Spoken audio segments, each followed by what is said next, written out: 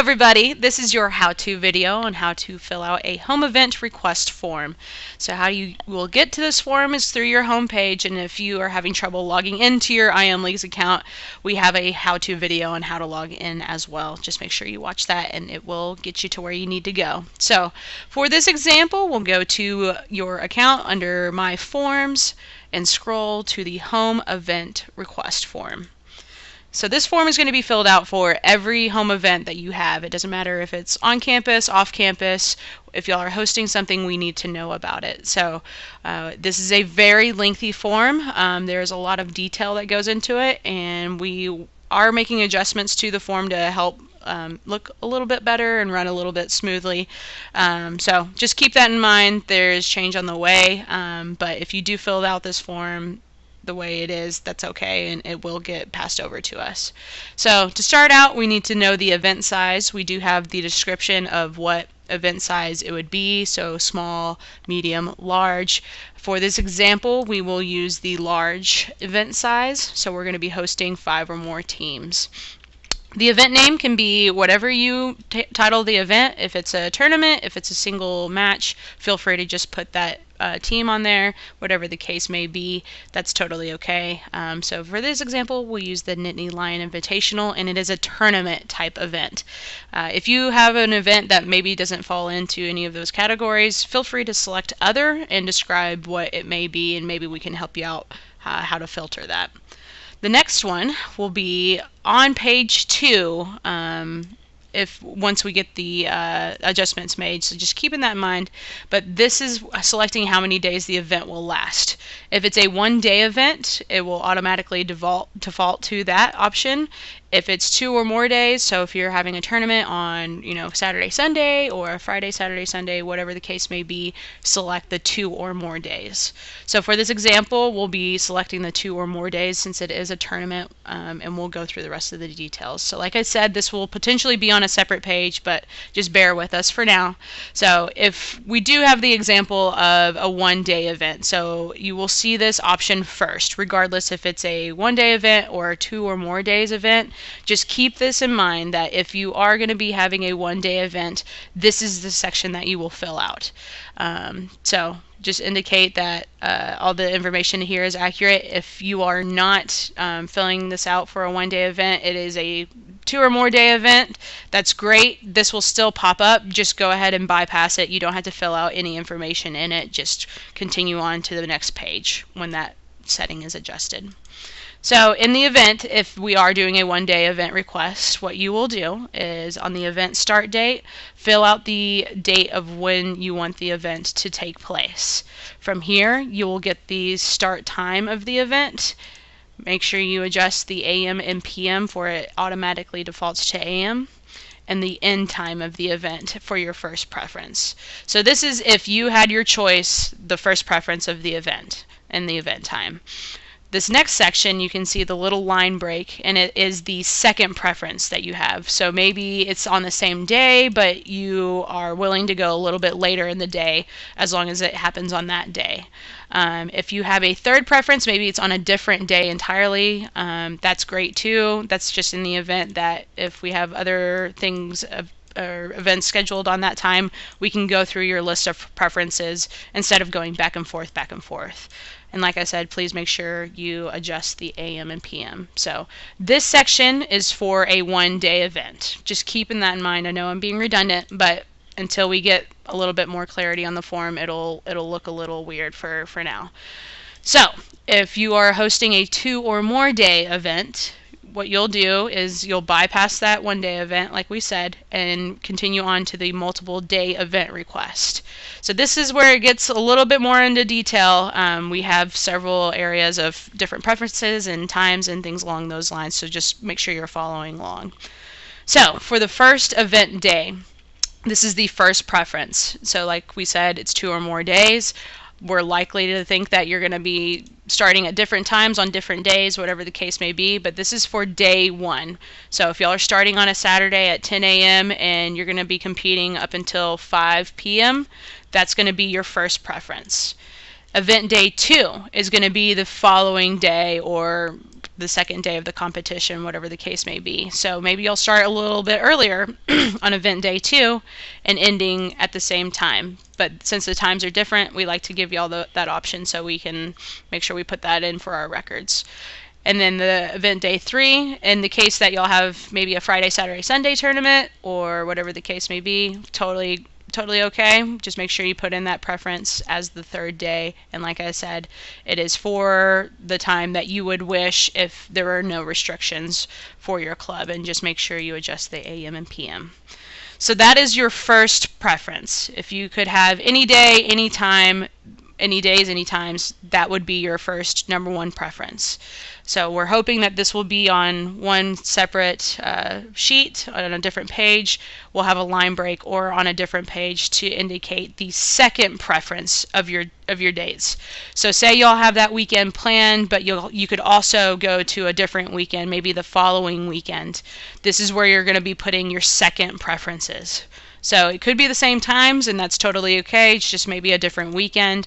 That's something that we're going to need. And if it's in a large event and you are expecting to have a tournament for 2 or 3 days, we really need y'all to fill out the second preference and even our third preference section in the event that something else is scheduled during that weekend, or if we need to adjust any other events, we know some other options for the club. So like I said, just make sure you fill out this information to the best of your ability. This is the time of the event, so don't plan for setup time or anything like that. We'll talk about that here a little bit later, but just keeping that in mind that this is the actual time of play when the event is taking place. So we won't fill out the third preference, but know that that's there if y'all do have a third weekend available. So now that that's out of the way, the next question we have here is how long before the start of the event will you need facility access? Do keep in mind that if it's indoors, say you're having something in the IM building, we do take care of the setup. So as far as chairs, if y'all need clocks or the score table set up, whatever the case may be, we will set that up for you. Outdoor as well, we'll take care of that, and we'll talk a little bit about paint and outside as the form goes on. But just keeping that in mind, that might adjust your start time. So maybe y'all do have an hour. Y'all want to have an hour before the competition play, so y'all get the officials checked in. Y'all get the teams checked in. Y'all discuss the rules of the facility, whatever the case may be.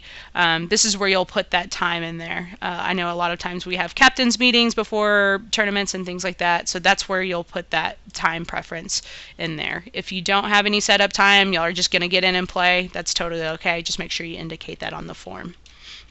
Additionally too, if y'all plan on setting up, maybe you have a bunch of equipment, boxing for example, and you want to set up the night before, make sure you indicate that, and we'll do our best to accommodate that request, judging on the availability of the courts or the space, whatever the case may be.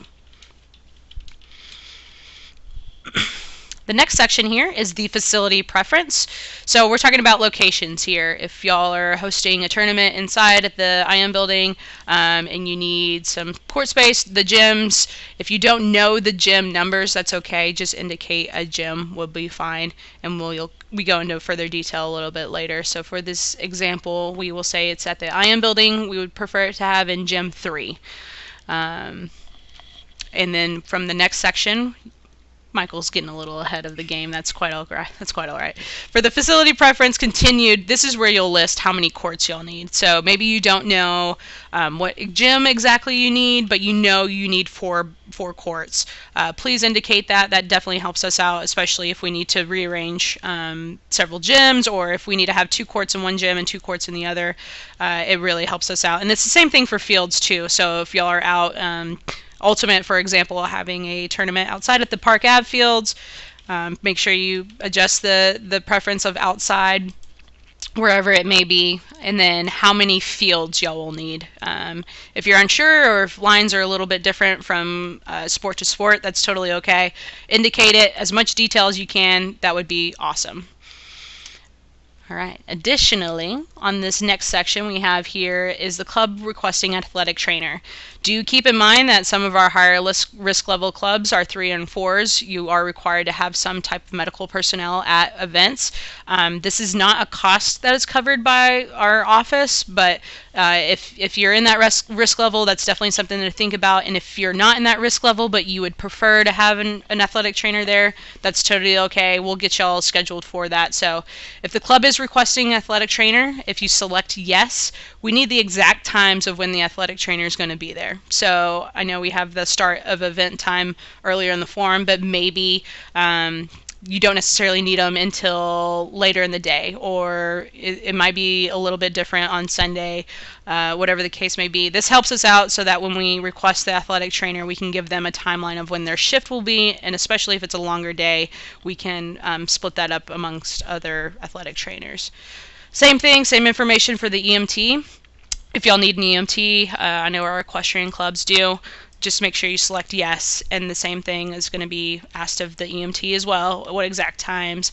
If you do happen to know if you need the actual vehicle for the EMT, or if you just need the person there, you can indicate that in that section, but that's going above and beyond, which we can get that from you later, but it does help us out in the immediate time. All right, your next section here is going to be expected numbers. So the teams is going to be very important. You can put the number of teams, and we ask that you put what teams are going to be arriving so that we can give the staff a heads up on who to expect, what jerseys to see walking around, whatever the case may be. If you're unsure on what teams are going to be here, that's okay. You can get that to us at a later date. If you can at least give us how many teams, we can know how many people that we're going to be expecting. Spectators, a ballpark number, the best that you can. Please use maybe some past history events or tournaments that you've been to, and just kind of give us the best ballpark number you can for the number of spectators. And then total participants, this is going to be who's participating in the tournament, including your own team. So if every team has 20 players, great. You can do the math and put that number total in there, and that is including the Penn State team as well. This helps us out with crowd control and knowing how many staff we need to have available. If it's a larger number with spectators and participants, we will add additional staff to that shift. All right, the next section here is food and concessions. If y'all plan on, purchasing some water bottles or Gatorade, whatever the case may be, and you want to sell them, that's great. We just need this indicated on the form so that we can send you the appropriate waiver paperwork and let our facility staff know. So as you can see from that drop-down menu on the does the club plan to bring or sell refreshments, if y'all plan on bringing food, say you're going to go buy a huge sub at a store and bring it in, that's great. Put the bring only option. If y'all are strictly planning on selling water bottles for profit, great. Click the sell option. Or if you're doing both of those things, just select both. So for this example, we'll say no, but if you do select yes, just click and make sure you fill out this other two questions about what exactly y'all are bringing.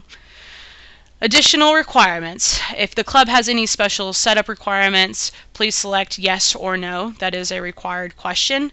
If you do select yes, if you have tables and chairs that you would like set up, if you would like scoreboards on each table, if it's outside, if y'all are wanting maybe one of our water coolers to take some water outside, this is where you'll put that information.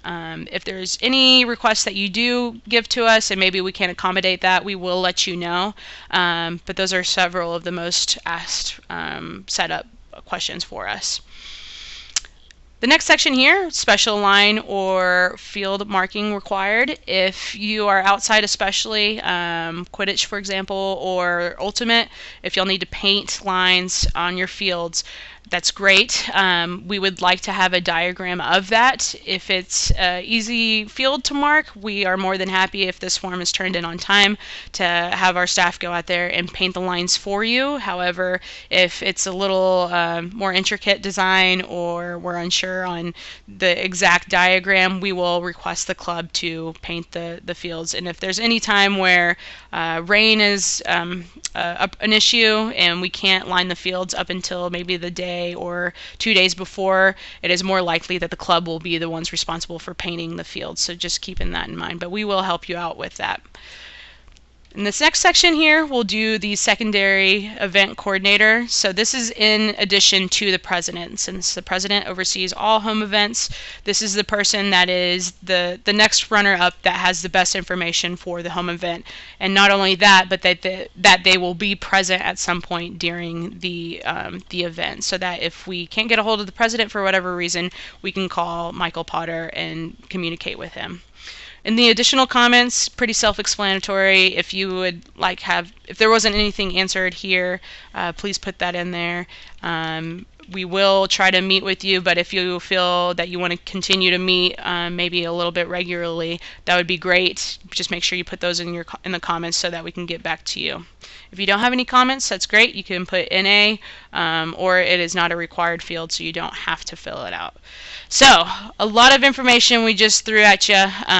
Something that will help us out a huge deal is just going up and down that form and just double checking all of the information, especially if it's a large event, because once we get this form submitted, we will then go to the appropriate facility staff to begin making these reservations. So what we make the reservations on is what times and what dates you selected. So if you happen to have made an error and we already made the request, there could be a time where we cannot adjust that time or we cannot adjust that date.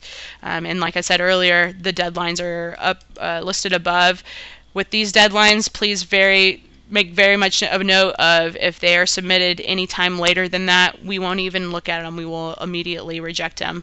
If y'all do have home events that are on the fence and you don't really know if you could host them or you couldn't, it's kind of a toss-up, go ahead and submit this anyway.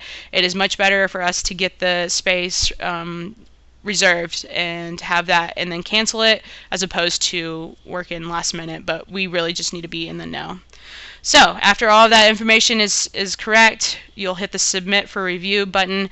You will click the club that is appropriate for you, and in the top right corner you'll see that it is successfully submitted for the home event request form.